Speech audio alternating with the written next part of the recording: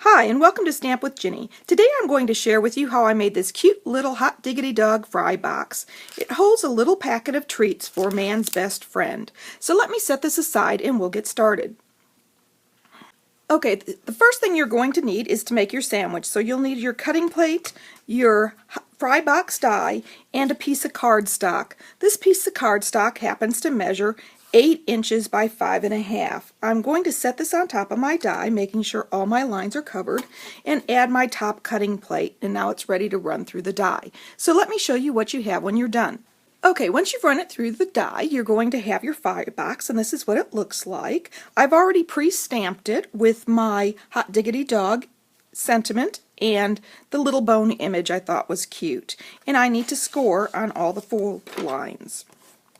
I like to do my score lines first with my bone folder. This gives me a nice crisp set of lines. I'm going to do the 4 sides, and then these last 2 score lines down the center I'm going to use my fingers on because I have to work that curve that you see at the bottom of the box here. So I'm going to do that on both sides with my fingers, being careful not to crease the cardstock as I work that line. And now I'm ready to assemble. I'm going to use my fast fuse for this. It makes things quick and easy. There is a little trick to it. Make sure that you roll it and do the check mark. I'm going to add a piece to each side. If you don't have the fast fuse, of course you can use our sticky strip. That'll hold it really well. And then I'm simply going to line up the sides on the bottom here. Let me turn it around so you can see it easier. There we go. And once I have them lined up, I'm going to use my fingers to press it down and then go to the other side.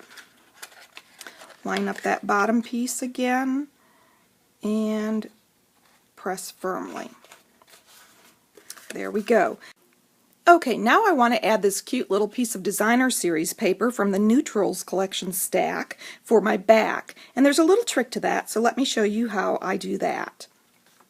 I'm going to take my cutting pad and my die again, but this time I'm going to take a designer series piece of paper that measures 3 inches by 3 inches. I'm going to flip it over so that you can see it a little easier, and I'm going to look for these 2 score lines and the cutting piece here at the top, the curve section.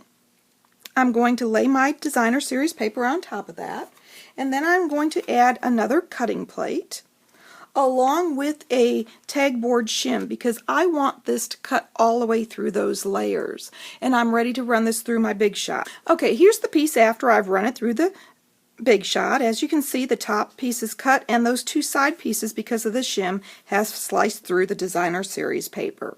So now I'm ready to assemble my box. Okay, here's my assembled box, and all I need to do is add a little adhesive to the back here and tuck it inside, and then I am going to decorate it with the little bulldog here for those Georgia fans over in Athens. And I've filled up one of our little medium cello bags with a couple of dog treats that I had and tied it with our basic black Chevron ribbon. That piece measures about 8 inches. I trimmed it, tucked it in, and there you go. I think anybody would love to have this for their favorite pet. If you'd like any of these products, feel free to stop by my online store. It's open 24/7, and you can get there from my blog, www.stampwithginny.com. Thanks for joining me.